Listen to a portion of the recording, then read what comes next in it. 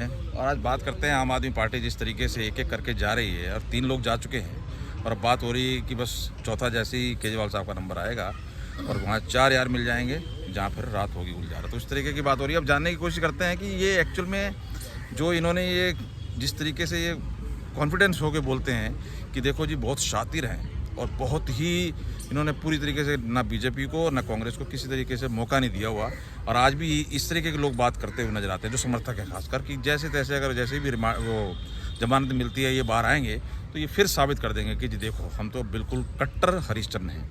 तो मैं ये जानने की प्रयास कर रहा हूँ, लोगों से पूछने की कोशिश कर रहा हूँ कि ये जो इतने शातिर हैं कहते हैं तो ये क्या ये शातिरपना ये अपने वालों के साथ भी दिखा रहे हैं जो एक एक करके सबको अंदर पहुँचा रहे हैं? आप कहते हैं सर मेरा अपना मानना है कि मुझे विश्वसनीय सूत्रों ने बताया है कि केजरीवाल को जो केजरीवाल जिसको मानता है ना उसने इसे कहा था कि तूने सीएम को गाली दे दे के शीला दीक्षित को सीएम बन गया, अब तो पीएम को गाली दे। अच्छा, तो पीएम बन जाएगा। अच्छा, इसलिए पीएम को गाली दे रहा है और इसको प्रधानमंत्री बनना है। उसके लिए चाहे किसी की शहादत देनी पड़े, चाहे सिसोदिया हो जैन हो, इसे पीएम बनना है, इसे कोई मतलब नहीं है। तो पर अब पीएम कहाँ से बनेंगे? ये तो खुद जाने वाले हैं। जाने वाले हैं, 100% जाएंगे ये। क्योंकि सिसोदिया साहब, सॉरी मैं इंटरप्ट कर रहा हूँ आपको, सिसोदिया साहब की तरफ के जो हो रही है विश्वसनीय सूत्र होते हैं ना, जो ऐसी बात आ रही है कि अब उनके सामने 2 चीज आ गई, ये करो या मरो कि भाई या तो तुम खुद, क्योंकि वो खुद तो बेनिफिशियरी है नहीं वो, और पार्टी को जब वो कहते हैं कि पार्टी को बेनिफिट हुआ तो वो करता धरता फंस रहे हैं केजरीवाल साहब। तो अब उनके लिए दोनों तरफ से ऑप्शन हो गया और उधर से इनकी तरफ से समझाया जा रहा है कि आप इस तरह का बयान ना दें। तो भैया जाए कहाँ कोई?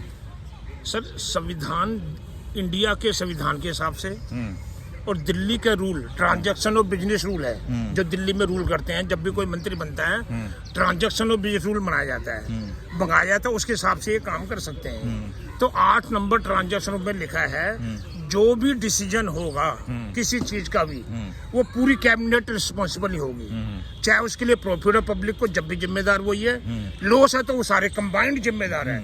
लेकिन केजरीवाल ने वकीलों को कह रखा ये बात नहीं कहनी कोर्ट में कि पूरी कैबिनेट जिम्मेदार है, ताकि ये बचना चाहता है। ये नहीं तो मतलब क्या सब कुछ इन्हीं के हिसाब से ही होगा? ये मतलब इतने शातिर हैं कि सब सारे फेल और यही पास? सर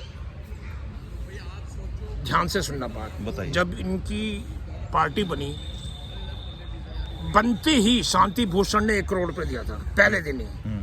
प्रशांत भूषण और शांति भूषण ने दिया था, उसको लात मार दी। कुमार विश्वास को लात मार दी। एक वो जो कौन है वो दाढ़ी वाला जो बोलते हैं जिन्होंने अपनी पार्टी बना ली, खेतान, उसको लात मार दी। अच्छा वो योगेंद्र यादव को लात मार दी। जीवी हाँ जी, जिसने इसको देखा कि मेरे से ज्यादा इंटेलिजेंट है उसको लात मार दी। एक बात है, कपिल मिश्रा के अलावा कोई मुख रोके इसके अगेंस्ट बोला नहीं। सारे के सारे खेतान भी था एक, सब जो शुरू से थे वो सब साइड लाइन हो गए, लेकिन कपिल मिश्रा के अलावा कोई भी बोला नहीं। ये क्या शातिरपना था? सर एक बिन्नी है जिसने वालिया को हराया था। हाँ वो भी बोल रहा था। वो पता क्या बताया उसने? फैक्ट है। हाँ, शर्ट वर्ट का बताया था उसने। कह रहा है कि मैं जा रहा था वैगन आर में साथ नीली में, मैंने कहा केजरीवाल जी ये एक नीचे हो गई आपकी, उल्टी लगी है, वो सुनानी उसने। फिर 2 मिनट में बयान कह रहा चुप रहे, मैंने जान के रखा है। अच्छा एक चीज और मैं जानना चाह रहा हूँ लोगों से, दोस्तों आपसे भी ये सारी चीज मैं पूछता रहता हूँ, मुझे जवाब आज तक नहीं मिला। जिस कांग्रेस को इन्होंने बुरी तरीके से चाटा, एक तरह से कहेंगे चाटा, क्योंकि कांग्रेस के अलावा उस टाइम इनको कुछ दिखाई दे नहीं रहा था और कांग्रेस की वजह से ही आए, तो ये चीज साबित हो गई कि कोई पार्टी जाती इस वजह से है कि उसने कोई गलत काम किया है तब। अच्छे काम से बेशक ना आए, लेकिन गलत कुछ किया तो पब्लिक उसको माफ नहीं करती। तो वो चीज बीजेपी के साथ सूट नहीं कर रही, क्योंकि बीजेपी का अब तक कोई गलत चीज पकड़ में आ नहीं रही लोगों को। लेकिन इन्होंने जिस तरीके कांग्रेस को कोसा, मेरा क्वेश्चन सुनिएगा, क्वेश्चन कांग्रेस को जिस तरीके से इन्होंने कोसा और नोचा, कांग्रेस के वकील ही अच्छे खासे पैसे लेके इनको सपोर्ट कर रहे हैं, इनके लिए कोई केस लड़ रहे हैं। एक मिनट कपिल, हाँ पैसे के लिए लड़ रहे हैं, इसलिए ठीक है पार्टी तो खत्म की ना जिन्हें। और दूसरा, जब भी कभी इसके अगेंस्ट बोलने की बात आती है तो जहां इनको दिखता है कि ये चीजें बीजेपी के फेवर में जाएंगी, ये फिर उसके साथ नजर आते हैं। ये क्या कहानी है? ये मतलब बीजेपी के अगर सर ये करोड़ों रुपए दे रहा है वकीलों को उनके, करोड़ों रुपए। ये भी एक फ्रॉड है, इसकी इंक्वायरी चल रही है। तो वही तो कह रहा हूं, तुम गंदा कर्म तुम करो तो तुम अपने पैसे, गवर्नमेंट के पैसे उसके वकील भर रहे हैं जो सदन, ये भी एक इंक्वायरी चल रही है सेक्रेटरीट में। दिल्ली सचिवालय में ये भी इंक्वायरी चल रही है। ये कहीं बचने वाला नहीं है। लिख लो इस बात को, लिख लो जो कहूँगा, दिवाली के आसपास इसका काम हो जाए। नहीं, काम तो इसने बहुत, ये कह रहा हूँ, ये तो सीना चौड़ा करके कहता है कि इसकी बात ही नहीं सुनी आपने। भाई सजा मेरे को 3 गुना दो। अब 3 गुना सजा क्या होती है भाई? किसी को फांसी होगी, 3 गुना क्या होगी? मतलब इसकी बातें इस तरीके की होती हैं कि एक कॉमन आदमी भी जो आदमी इसके साथ जुड़ा था ना, इसको देवता मान के, वो भी बेचारा मतलब रोटी खा रहा होता ना, कहता है इसकी बात बंद करती है। आप इसकी घमंड देखो यार। इस विधानसभा में इसने कहा हमें मालिक, हम चलाएंगे। अरे भाई, मालिक पब्लिक है जो तुम्हें चुनती है। तुम 5 साल के लिए आए हो और कह रहे मैं मालिक हूँ, मैं चलाऊंगा दिल्ली। अरे भाई, रावण का नहीं रहा घमंड, तो तू तेरा क्या रहेगा? और दूसरा अभी कह रहा है कि अहंकार हो गया मोदी जी। चाल में देखो, बोली में देखो, किसी को कुछ नहीं समझते। इसको छोड़ दें। पहले लोग चौथी फेल करा है, इसको छोड़ पहले दें। लोग कहते थे कि हम ईमानदार है। इसने उससे ऊपर क्या था, कट्टर ईमानदार। अरे भाई, कट्टर और लगा दिया इसने।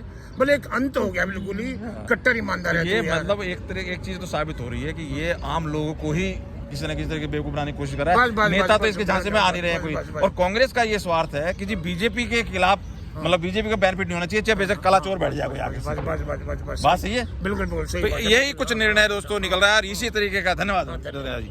तो यही सब चीजें हैं जो उकसाती हैं और मजबूर करती हैं लोगों से राय लेने की। आपसे भी मेरी राय, क्योंकि ये जिस तरीके की राजनीति करके आए थे वो वाकई सोचा नहीं था किसी ने। धन्यवाद दोस्तों। आपकी क्या राय है? आप कितना सहमत है इस बात से? धन्यवाद।